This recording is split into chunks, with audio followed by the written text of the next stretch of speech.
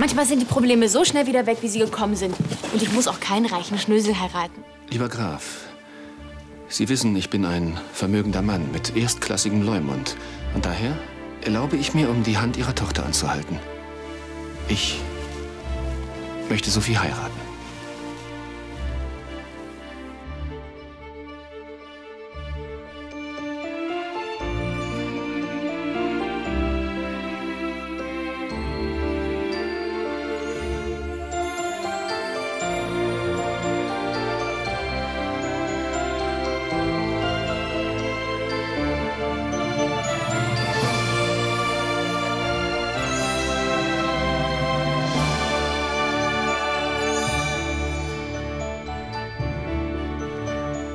Das ist ja wohl die größte Unverfrorenheit, die Sie sich leisten. Glauben Sie wirklich, dass ich Ihnen meine Tochter verkaufe?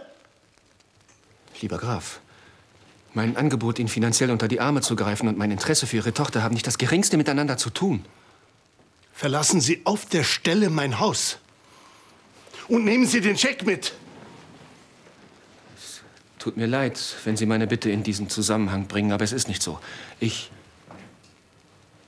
habe Sophie wirklich in mein Herz geschlossen. Außerdem vermische ich nie Privates und Geschäftliches. Nein, nein, natürlich nicht. Der Cognac damals, der hat auch ganz und gar nichts damit zu tun, dass Sie in den Club aufgenommen werden wollten. Schlagen Sie sich meine Tochter aus dem Kopf. Ich sehe ein, der Zeitpunkt für meine Anfrage war schlecht gewählt, aber ich wollte mir im Nachhinein nicht den Vorwurf machen, zu spät gefragt zu haben. Schließlich kümmert sich schon jemand um Sophie. Ich denke nicht, dass ich meine Familienangelegenheiten ausgerechnet mit Ihnen diskutiere. Auf Wiedersehen. Sie haben etwas vergessen.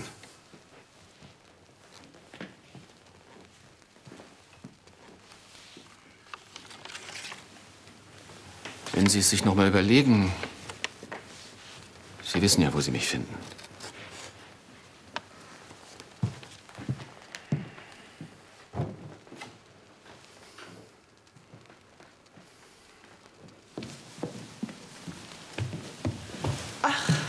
Herr Hartenstein. Gräfin. Ich war gerade bei Ihrem Bruder. Es tut mir leid, dass es zu diesem Missverständnis zwischen uns kam. Missverständnis? Ja, und leider ist es mir nicht gelungen, dies aus der Welt zu schaffen. Worum ging es denn? Vielleicht kann ich Ihnen helfen. Ich wollte dem Grafen eine kleine Unterstützung zukommen lassen. Und er hat abgelehnt. Nun ja, bei Ihrem Bruder liegen die Nerven blank. Auch mich hat der Untergang der Rose Eliza sehr erschüttert. Es ist sehr freundlich von Ihnen, dass Sie uns helfen wollen.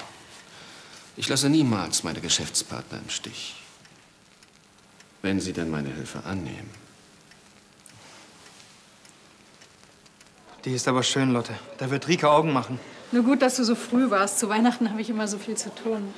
Max, lass den Kopf nicht hängen. Es gibt immer einen Ausweg. Soll Sophie die Frau eines Fabrikarbeiters werden? Fabrik? Ich besorge Max eine Stelle bei Hartenstein. Das kommt überhaupt nicht in Frage. Du arbeitest auf keinen Fall für diesen Mann. Was hast du denn gegen ihn? Du kennst ihn doch gar nicht. Es geht mir um dich. Du hast ganz andere Fähigkeiten. Eine Idee hätte ich ja schon. Ach, was denn? Ihr wisst doch, dass der Weihnachtsmarkt eine Menge Geld eingebracht hat. Das war doch fürs Waisenhaus. Ja, aber wir könnten auch dauerhaft einen Marktstand einrichten. Wenn wir Gudruns Spezialitäten verkaufen und das, was ich von der Jagd mitbringe, das müsste reichen. Das ist keine schlechte Idee. Zumindest ist es eine Möglichkeit und besser als die Fabrik. Wenn ich das gut nur bis zu den nächsten Einkünften über Wasser halten kann. Vielleicht lässt der Graf mich ja Sophie doch noch heiraten.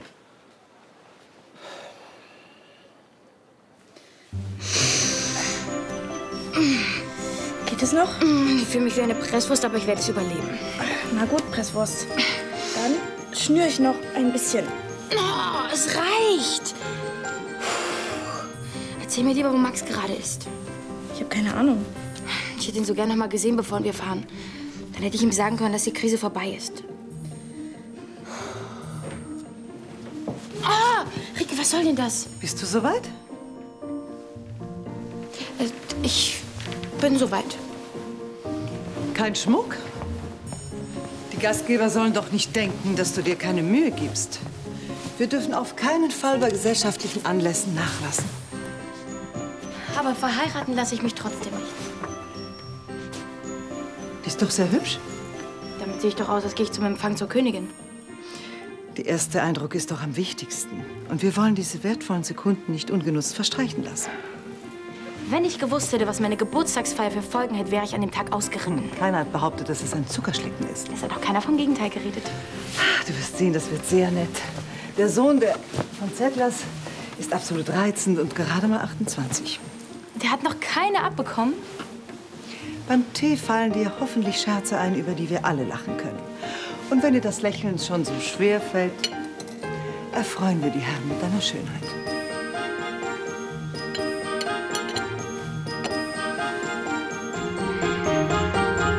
Wir kochen hier nicht für Feinschmecker. Billig muss es sein. Die Leute hätten aber sicher nichts gegen ein bisschen Abwechslung. Ja, was würdest du denn gerne essen? Einen feinen Wildräucherschinken zum Beispiel. Der macht sich quasi von selbst und passt gut zum Bier. Für die meisten viel zu teuer. Nicht, wenn du bei mir kaufst. Verstehe.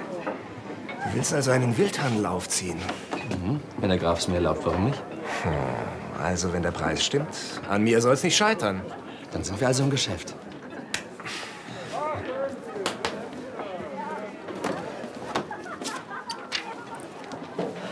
Mahlzeit. Rieke, setz dich zu uns. Hast du Feierabend? Eine Schicht reicht. Und was machst du hier? Ich dachte nur, du wärst vielleicht schon da. Ah, da ist ja Max. Sven, der von Heinrich. Jemand, der Arbeit sucht, muss sich überall umgucken. Arbeit? Er hat doch eine. Aber nur bis Monatsende. Der Graf hat ihm gekündigt. Dann stimmt das. Dass wir vor dem Ruin stehen? Aber Sophie denkt doch, die Krise wäre vorbei. Otto. Vielen Dank, Wolfgang, dass du es so schnell einrichten konntest. Das ist doch selbstverständlich. Nachdem ich dir zu dem unglückseligen Exportgeschäft geraten habe, kann ich fast nicht mehr schlafen. Bitte schön. Du konntest ja schlecht ahnen, wie es ausgehen würde. Wie kann ich dir helfen? Du bist mein Freund, Wolfgang, und dir kann ich es ruhig sagen. Mit dem Amerika-Geschäft habe ich alles auf eine Karte gesetzt und habe verloren. Um Himmels Willen.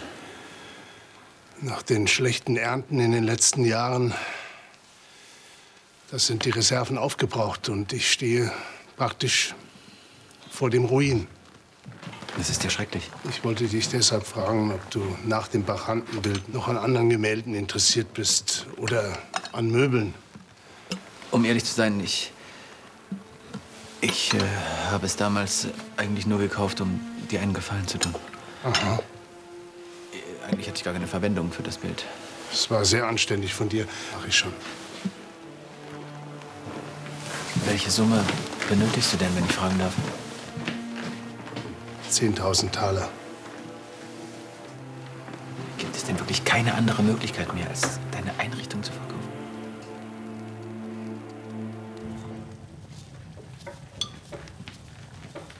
Theo, ist alles in Ordnung? Bestens, ja. Mir war nur ein wenig flau. Du hast bestimmt wieder zu wenig gegessen. Jetzt kriegst du erst mal einen Kuchen und einen Tee. Lass mal gut ruhen, ich brauche nichts. Ach, Unsinn, jetzt wird was gegessen. Hast du eigentlich noch genug Vorräte? Wieso fragst du? Weil du so großzügig bist. Das ist nur, weil es in nächster Zeit keinen Kuchen mehr gibt. Das letzte Weizenmehl habe ich für die Pfefferkuchen fürs Waisenhaus verbacken. Und von dem Grünkohl ist das auch der letzte. Sag mal, Theo, sind wir doch in Schwierigkeiten? Du verheimlichst mir doch was. Gudrun, du siehst wie immer Gespenster. Was, ich habe nur ein komisches Gefühl. Ist das mit der Schiffskatastrophe doch schlimmer, als man uns sagt? Der Graf hat bis jetzt gut für uns gesorgt und das wird er auch weiter tun.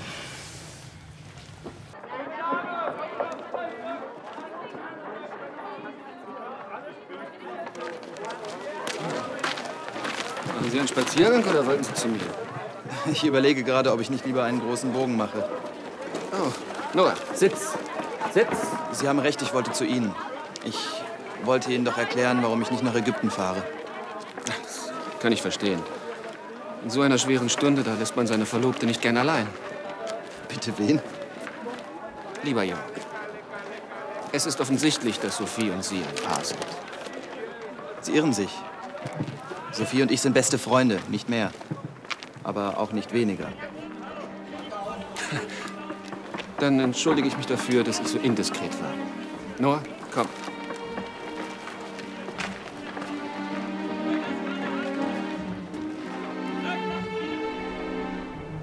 Ich befürchte, dass ich die gesamte Einrichtung vom Erdgeschoss verkaufen muss, um an das Geld zu kommen. Ist es denn wirklich so eilig? Leider ja. Die Bank fordert den Überbrückungskredit zurück. Hinzu kommen die Hypothekenzinsen, naja, und die laufenden Kosten für das Gut. Machst du einen Cognac? Ja, gern. Die 10.000 Taler brauche ich dringend, um überhaupt wieder handlungsfähig zu sein. Was denkst du, Wolfgang? Werde ich so viel Geld bekommen? Vor allem muss ich jemanden finden, der mir alles auf einmal abkauft. Wolfgang. Vielleicht wüsste ich einen Mann, mit dem du das Geschäft machen könntest. Du kennst einen Händler? Nun, kennen ist zu viel gesagt, aber ich denke schon, dass es sich für deine Sachen interessiert. Kannst du mir eventuell noch heute einen Kontakt herstellen? Ich will es auf jeden Fall versuchen. Danke, Wolfgang. Ich bin froh, dich als Freund zu haben. So lustig. Du hättest dabei sein sollen. Es war ein Albtraum. Kaum hatten wir die Tassen leer getrunken, saßen wir in der Kutsche. Wieso denn? Der Mann, den ich kennenlernen sollte, ist gar nicht gekommen. Sein Wagenrad war gebrochen. Manchmal hat so ein Schlagloch doch etwas Gutes. Wie entwürdigend. Ein Achsenbruch als Ausrede. Der Bote hat es ja rechtzeitig geschafft. Zum Glück mussten unsere Gastgeber noch zu einem anderen Termin. Sonst hätten wir noch ewig Konversation gemacht. Ja, so war alles in ein paar Minuten erledigt. Ich hätte im Boden versinken können. Vielleicht hatte die Kutsche ja wirklich einen Achsenbruch. Solche Dinge passieren. Ja, Otto. Wenn man jemand nicht treffen will. Dann dieser angebliche Termin. Sie haben sich nicht mal Mühe gegeben mit Ihrer Ausrede. Ich glaube, du redest dir da etwas ein, Magda. Nach einer Teegesellschaft kann man durchaus noch andere Verabredungen haben. Nicht, wenn der Sohn seine zukünftige Frau treffen soll. Aber das ist ja der Punkt.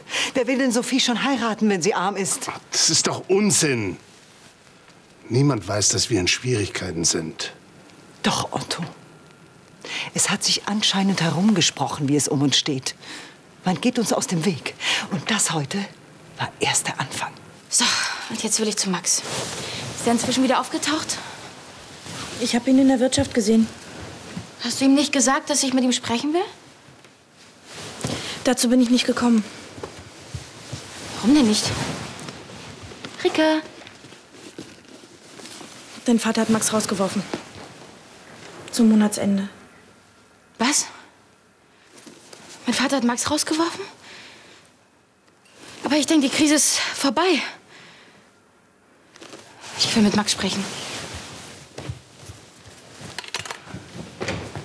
Du hättest Hartensteins Angebot annehmen sollen. Was weißt du darüber? Nichts. Ich habe ihn in der Halle getroffen und er hat irgendetwas von einem Missverständnis gesagt. Ich weiß ja, dass du ihn nicht magst. Aber wenn er uns doch aus dieser Notlage heraushelfen kann, dann... Magda, die Entscheidung ist gefallen und nicht mehr rückgängig zu machen. Wir können uns deinen Stolz nicht mehr leisten, Otto. Hartenstein ist der Einzige, der zu uns hält. Es gibt dann noch einen, der auf unserer Seite steht. Wer soll das sein? Wolfgang von der Pfuhl. Mit seiner Hilfe werde ich einige Einrichtungsgegenstände verkaufen.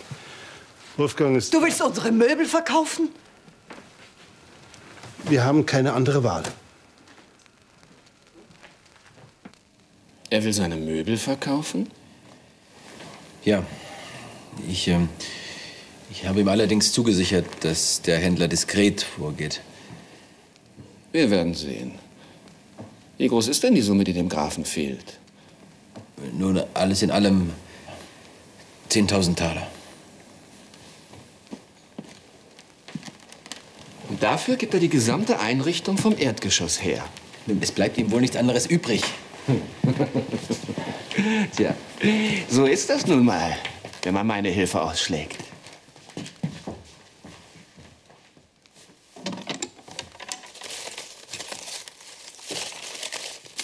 Sorgen Sie dafür,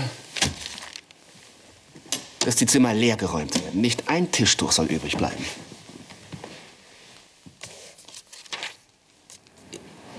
Sehr wohl. Worauf warten Sie noch? Nun, habe ich mir nicht auch eine kleine Anerkennung verdient? Na da liegt sie doch vor Ihnen. Der Spaß ist mit 10.000 Taler wert. Wenn es Ihnen gelingt, den Preis zu drücken, gehört der Rest Ihnen. Das kann ich nicht. Da hätten Sie mal die Möglichkeit, die Höhe Ihres Verdienstes selbst zu bestimmen. Wenn Sie Skrupel haben.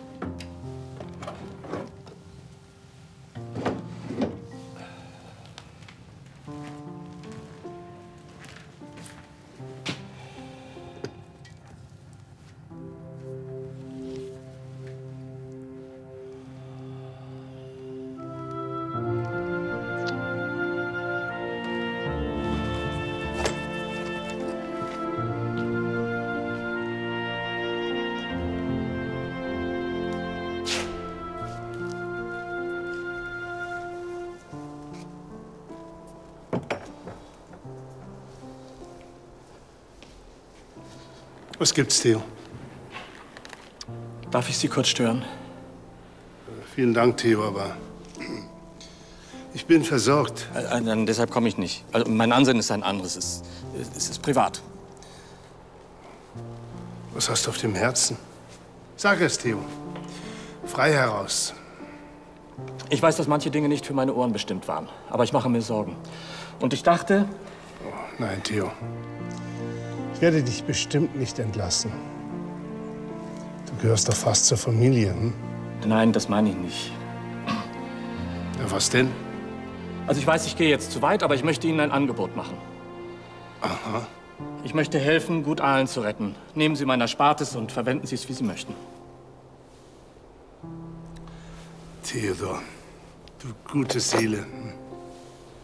Ich habe Kost und Logis frei und deshalb konnte ich in den bald 30 Jahren, die ich bei Ihnen bin, fast 300 Taler zur Seite legen.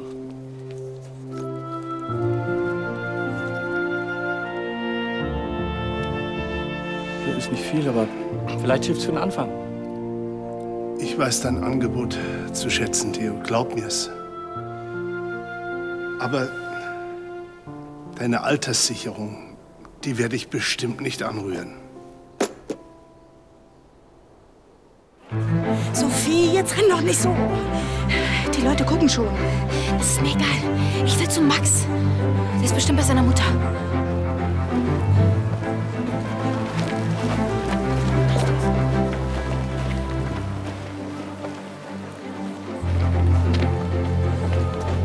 Heinrich macht mit. Der Metzger würde mir was abnehmen. Und den Rest werden wir dann auf dem Markt los. Max, da bist du ja. Was machst du hier? Rika hat mir alles erzählt. Von dir hätte ich es ja nie erfahren. Ich konnte nicht. Außerdem habe ich deinem Vater versprochen, den Mund zu halten. Ich brauche noch Holz. Kommst mit, Rika? Wir müssen nur zusammenhalten. Ich wusste einfach nicht, wie es weitergehen soll. Dir zu sagen, dass ich keine Arbeit mehr habe, das konnte ich nicht. Wenn schlimme Dinge passieren, müssen wir erst recht zusammenhalten. Stimmt. Aber ich wollte jetzt eine Lösung finden. Und ich glaube, ich habe jetzt eine.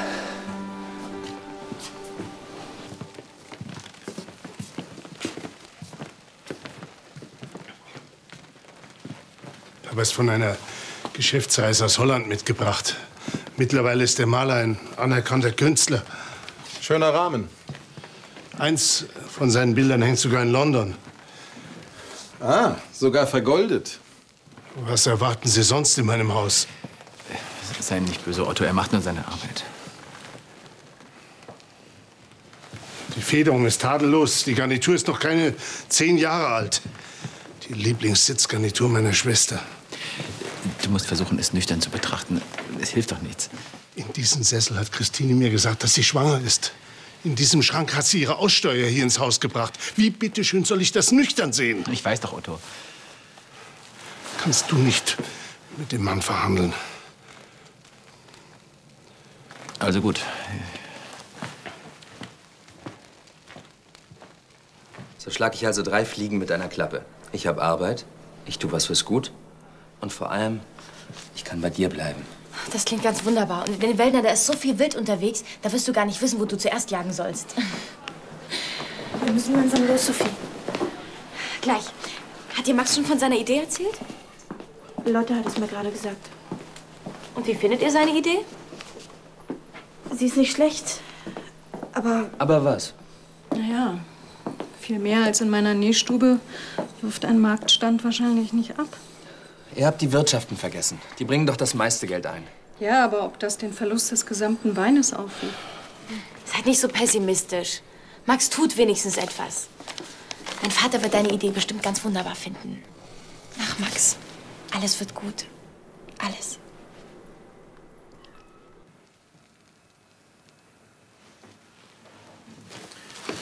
Woanders würde er mindestens 15.000 kriegen.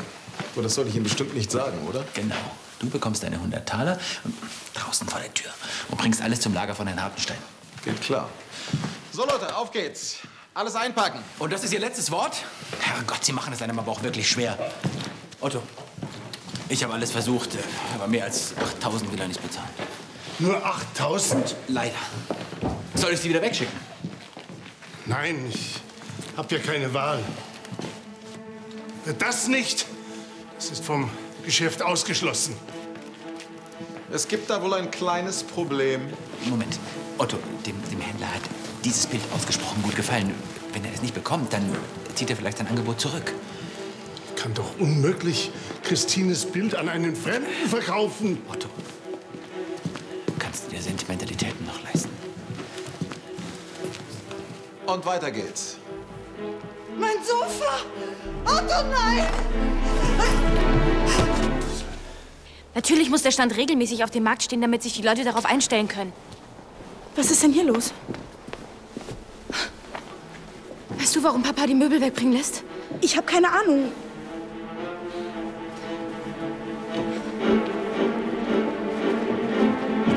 Soll ich einen Arzt rufen? Nein, das geht schon. Ich habe mir doch nur den Knochen verstaucht. Papa, was ist hier los? Die nehmen Mamas Bild mit. Und warum lässt du die Möbel wegbringen?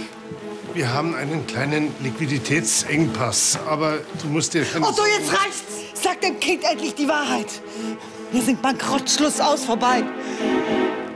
Gut, Ahlen gibt es nicht mehr.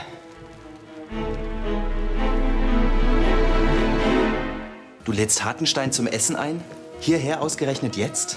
Gerade jetzt. Er ist der Letzte, der uns helfen kann. Vielleicht können wir mit dem Wildverkauf nicht das Ganze gut unterhalten. Aber wir haben wenigstens genug zu essen. Er gibt uns das Geld also nur, wenn Sophie ihn heiratet. Er hat es nicht so gesagt, aber ganz sicher so gemeint. Hartenstein hat uns seine Hilfe angeboten, aber Otto kann einfach nicht über seinen Schatten springen. Es tut mir sehr leid, aber ich kann euch nicht weiter beschäftigen. Rika,